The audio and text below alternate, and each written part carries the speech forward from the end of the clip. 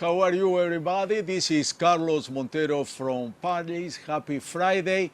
We are so close to the finish line of the Olympics.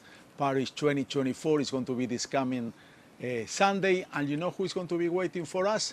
Tom Cruise, the American superstar. He's going to be part of the closing ceremony. They don't tell us anything else. But Tom Cruise is going to be in the closing ceremony of Paris 2024. Let's talk about today. Today was a huge day. Latin America, all people, they got more medals. Let's go to Eduardo Regonesi. He's been working since very early this morning. Eduardo, what are you going to bring us later? Hello, Carlos. How are you? We were following our people, our own people, los nuestros, in Taekwondo specifically this morning. 4 of our own people were competing. We'll tell you how they did. And also we'll talk about a sport that's making its first appearance here at Paris 2024. We're talking about breakdancing, as other people call it. We'll tell you a little bit about that as well. Whenever you need us, we'll be here, Carlos. Thank you, Eduardo. We'll be back with you in a few minutes. Breakdancing is one of the new sports. I mean, it came last Olympics, but that the COI, they are trying to attract younger audience, younger people, maybe that they are not so fan of athleticism, the traditional sport. Okay, let's talk about Paris. Paris is the city of love. We saw many athletics, you know, here asking to marry somebody, kissing each other. Charlie is going to investigate about that, why Paris is the city of love. Charlie, go ahead.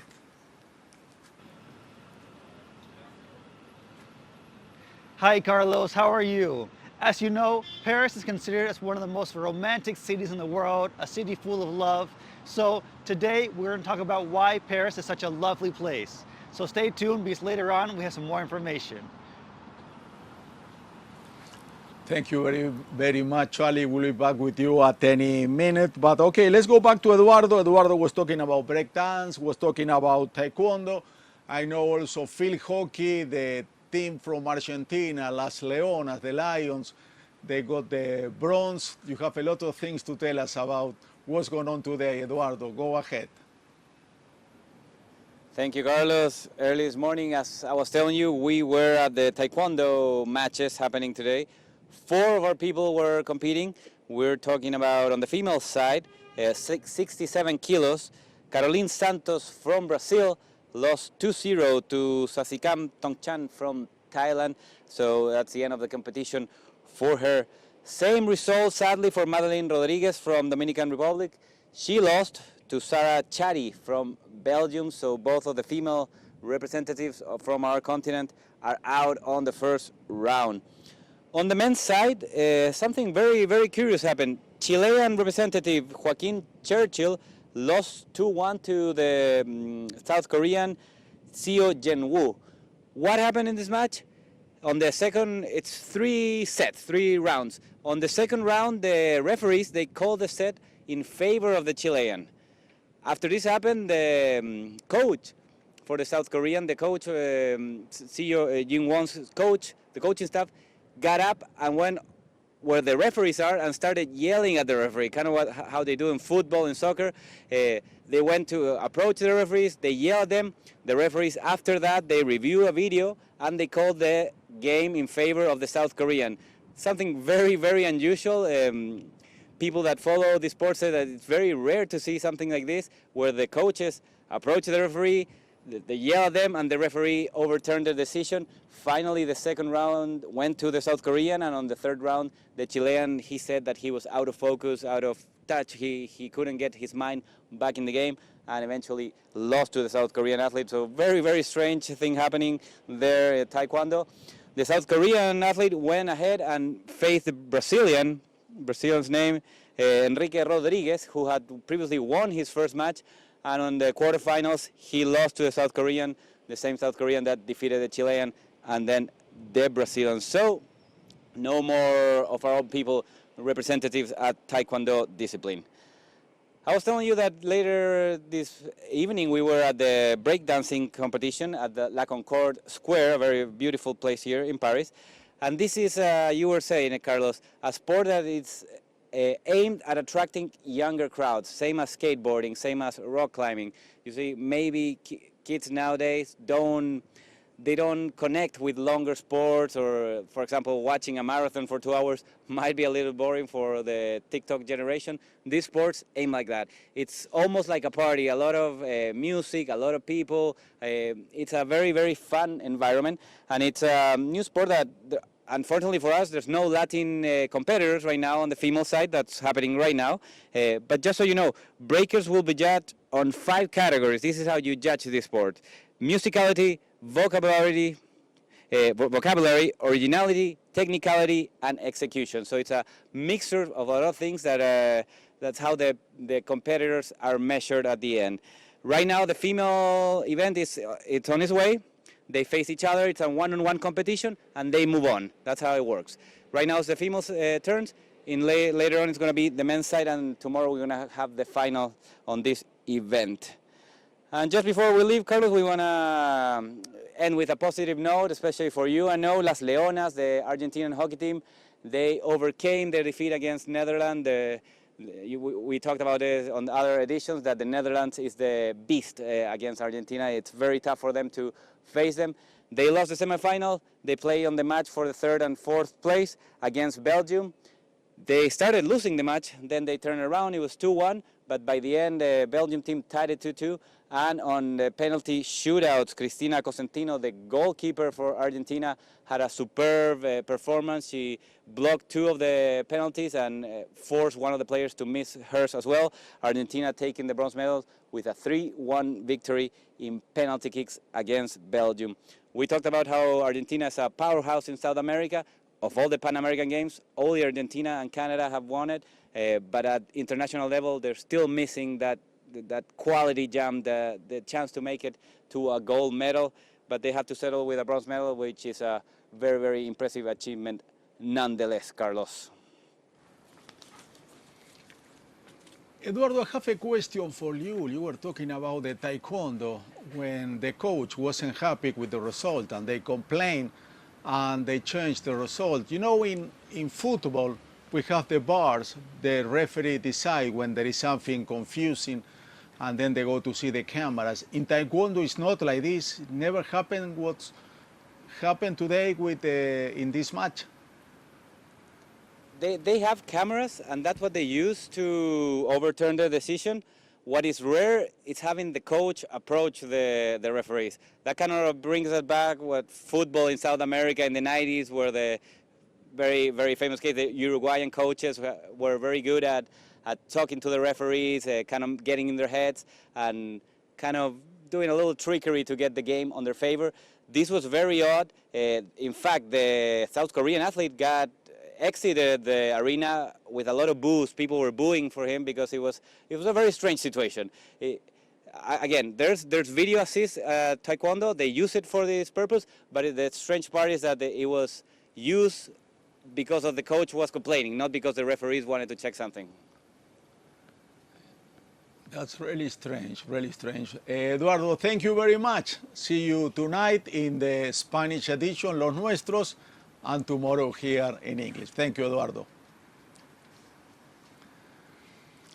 Let me ask you a question. What was your favorite moment of the Olympics? You can tell me in my social medias, Twitter or Instagram, C. Montero Oficial. Let me tell you which one was my favorite moment. Rebecca Andrade, the gymnastic from Brazil, she won her discipline on floor. And Simone Biles, who came second, and the other girl from America who came third, they respect Rebecca, like saying, bowing to her like she did something great. That shows how great person is Simone Biles. Simone Biles, in the last Olympics, she went through really half time. She has to retire. She said she has some mental issues, but she came back stronger than ever, and she's thinking now to compete in LA from 4 years from now. But let's go and see her story. Simone Biles was born on March 14, 1997 in Ohio, United States. Never knowing her father and with her mother addicted to drugs, she lived in an orphanage until, after a relentless search, her grandparents adopted her. Nothing stopped Simone from becoming the world's most accomplished and decorated gymnast. She overcame sexual abuse by U.S. team doctor Larry Nassar and overcame mental health problems that forced Simone to withdraw from the Tokyo Olympics in the middle of the competition in 2020. In Rio de Janeiro 2016, the 27-year-old athlete won 4 Olympic gold medals and a bronze. Then at Tokyo, she added a silver and another bronze before withdrawing from the games. Finally, her crowning achievement came in Paris with 3 gold medals and 1 silver. In World Championships, she has won 27 medals, 23 of them gold, with 6 top accumulated titles for the complete gymnast in each competition. Champion of the last World Championship in Antwerp, Simone Biles is also a civil rights activist from the African American community and a voice against sexism and xenophobia. If I can help people and be a voice for those who don't have a voice, I will always be there, said the athlete who has become the social voice of sports.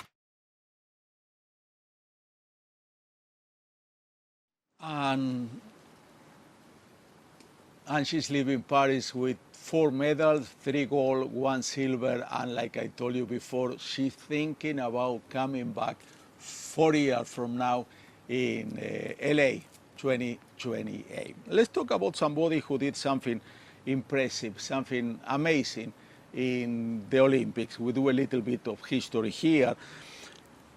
1960 in Rome, in the marathon, it was a runner from Ethiopia.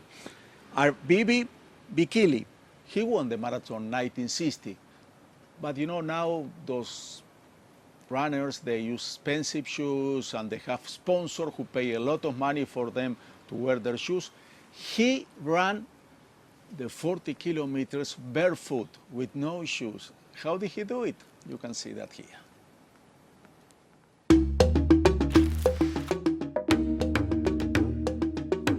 Ethiopian runner Abebe Bikila won the Rome 1960 marathon running barefoot. He covered a distance of 32 kilometers in 2 hours, 15 minutes and 16 seconds. A world record for the time at an average speed of 19.71 kilometers per hour. To reach Paris from Rome, Bikila will have taken 58 hours and 40 minutes or 2.5 days and running barefoot. With Adidas, Puma and Nike, it's much easier. Immortal Bikila. It's one more feat of our people.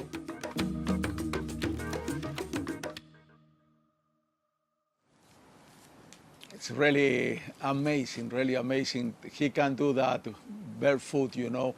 That's something nobody has done that since then, especially winning the gold medal.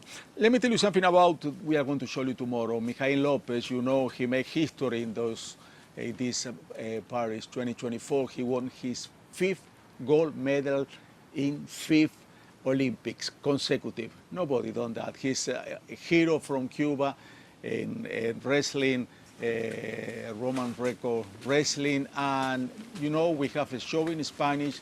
I co-present that with Javier Sotomayor. Javier is another legend in high jump. He did the record, nobody could beat it yet, and Javier has a chance to talk to his friend because they are friends.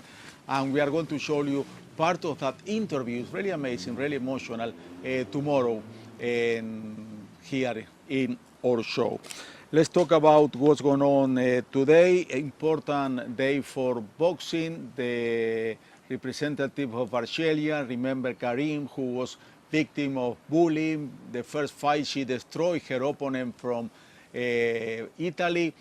She's going to dispute the fight for the final, for the gold medal tonight. A lot of people are expecting to see that today. Athleticism, track and field, there is also a lot of competition today. Today was a good day for Colombia. They got 2 medals, one in weightlifting. That's something important because they haven't won a medal in weightlifting for a long time. And now let's change the conversation. Let's talk about love. I guess all that we need is love, says the song, and we are in the city of love. Why Paris is the city of love? Charlie went to investigate it, and that's what he found out. Hi, Carlos. How are you? Can you smell that? That's right. Love is in the air. And ever since the Olympics started, there has been a lot of love stories. And it was Argentina that started the trend of getting engaged at the Games. Because one day before the opening ceremony, men's handball player Paulo Simonet proposed to field hockey team member Maria Campoy during a photo opportunity in the Olympic Village. And one day later, it was China's turn to spread the love. Badminton player Lu Xuqin presented her girlfriend Huang Xiaoqiang with an engagement ring only minutes after she won a gold medal in the badminton mixed doubles finals. And someone who sees things in a positive way is Italy's Olympic high jumper Gianmarco Tamberi, who lost his wedding ring during the opening ceremony on the Seine River. But in a romantic gesture, he wrote a loving apology to his wife on Instagram, saying, "It will stay in the riverbed of the city of love. I think there might be a huge poetic side to yesterday's misdeed. And if you want, we'll throw yours into that river too, so they'll be together forever. And we'll have one more excuse too, like you've always asked, renew our vows and get married anew." And after seeing so many love stories, I asked myself, why is this happening? So I decided to ask the people on the street why they thought Paris was so romantic. Well, when the sun starts to go down and the lights turn on, it just gives this loving vibe that whoever you're with, you just feel a lot closer just because of the beauty of the architecture, the lights, and even the people. I think because the architecture, the Roman architecture. Yeah, me too. The architecture, literature, and flowers. Because all the streets are beautiful, they are nice cafes, so it's a very nice atmosphere here. Well, there you have it, Carlos. Paris really is the city of love. Back to you. Thank you, Charlie Montero. That lady was saying when the sun goes down, the lights start to turn on, like right now, you feel closer to the person you have to you. I have closer Victor and Juan Carlos, the cameraman, and I mean, don't worry guys, it's not love. I'm going to invite you to drink a beer after the show, but nothing to do with love. But congratulations to all those people, all those athletes who fall in love in this wonderful city, and of course it's a really romantic city. You see the cafes everywhere, and you see couples enjoying their time, so that absolutely city of love. The one who's getting a lot of love in this Olympics, let's go to see the medal table.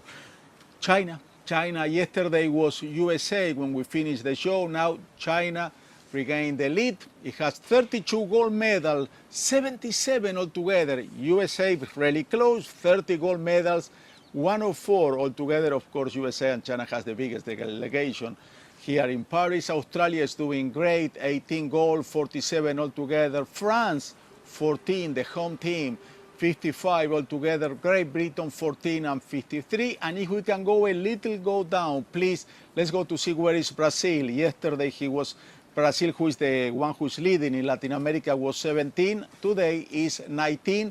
It has 2 gold medals and 16 all together. And if we have time, we can go a little bit more down to see how is the rest of Latin America. In second place is Cuba. I mean, after Brazil, Cuba is we are getting closer. Or I think we pass Cuba because no. Let's go a little bit more. We can go a little bit more. But you can see Cuba because maybe Cuba is Brazil first, then is Cuba. Jamaica is doing with 6 altogether, 1 goal. Cuba has more or less the same, so that we pass Cuba. Javier Sotomayor is going to be upset with me because we didn't talk about Cuba, but that's going to be another story. But that's the way it is, guys. Argentina has so far 3, 1 gold, 1 bronze, and 1 silver. So that means so far we have only 2 more days to go, and I'm sure Mexico has a big chance to get today a gold medal in boxing. We are going to see that's happen, and tomorrow we are going to bring you all the information here. Thank you very much. Have a wonderful evening. Have a great weekend. See you tomorrow, Saturday. Hasta la vista, amigos. Bye-bye.